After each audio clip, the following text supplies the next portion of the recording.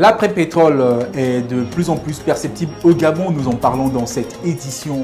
Et puis ce 27 mars, le Fonds pour la Nature VVF a organisé une action menée conjointement avec les institutions gouvernementales et les associations locales, des personnalités publiques ainsi que le grand public à l'occasion de la journée internationale 1 heure pour la nature.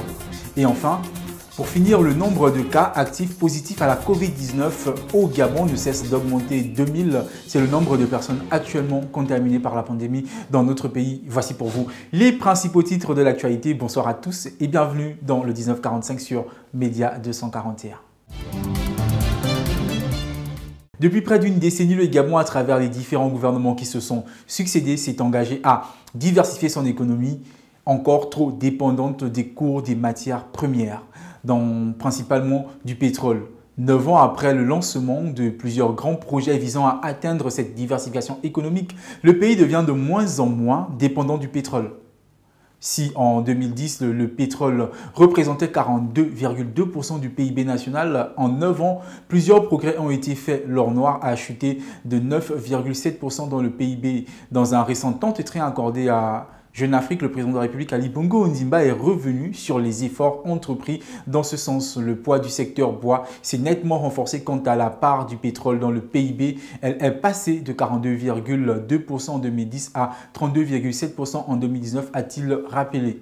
Le plan stratégique Gabon émergent a été l'un des catalyseurs des résultats obtenus, reposant sur 3 piliers essentiels. Le Gabon industriel, le Gabon vert, le Gabon des services. De nouveaux leviers de création de richesses qui ont contribué à l'accroissement économique par de nouvelles sources de création de richesses, comme je le disais, grâce notamment au secteur bois, celui de l'agriculture, de l'élevage et de la pêche également. Avec le plan d'accélération de la transformation récemment lancé par le gouvernement, l'économie locale pourrait encore moins dépendre du pétrole. Pour cela, le gouvernement mise principalement sur l'accélération des investissements dans les secteurs énergie et eau, la structuration des investissements en infrastructures numériques, la relance des chantiers immobiliers, la maîtrise de la masse salariale, le suivi du programme routier prioritaire ainsi que la digitalisation de l'administration gabonaise.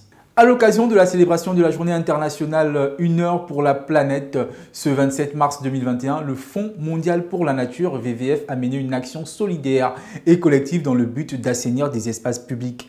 Ce sont les quartiers Tahiti, plage du Tropicana et Kingele qui ont bénéficié des différentes actions collecte et tri de déchets plastiques. 1 heure pour la planète est une journée internationale organisée chaque année le dernier samedi du mois de mars. Elle consiste à couper les lumières et débrancher les appareils électriques non essentiels pour une durée d'1 heure afin de promouvoir l'économie d'électricité et par conséquent la réduction des émissions de gaz à effet de serre et la lutte contre le réchauffement climatique.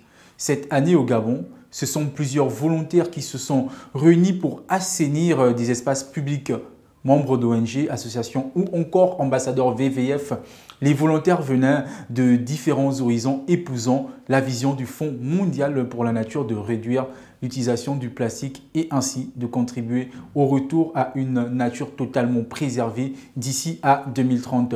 Selon les derniers chiffres du comité de pilotage du plan de veille et de riposte contre l'épidémie à coronavirus, le Gabon compte actuellement 2592 cas actifs, un taux considérablement en hausse qui se traduit par une augmentation du nombre d'hospitalisations et de contaminations. En matière de surveillance épidémiologique, sur 7755 tests réalisés, le Gabon a enregistré 351 nouveaux cas positifs à la Covid-19. 211 guérisons sans hospitalisation, dont 27 patients en réanimation et 2 nouveaux décès notifiés à Libreville pour un total de 111 morts depuis le début de la pandémie. En effet, pour infléchir les effets de la seconde vague de l'épidémie, les autorités invitent les populations à se faire vacciner. Contre la Covid-19, la vaccination représente un dispositif complémentaire aux mesures d'hygiène et de protection contre le virus.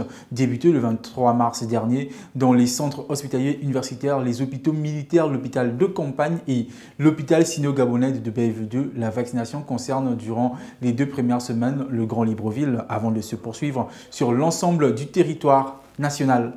Voici donc qui vient mettre un terme à cette édition. J'étais ravi de l'avoir présenté. On se dit à plus pour un nouveau numéro et d'ici là, n'oubliez pas, respectez les gestes barrières pour freiner la propagation du coronavirus. Bonne soirée chez vous.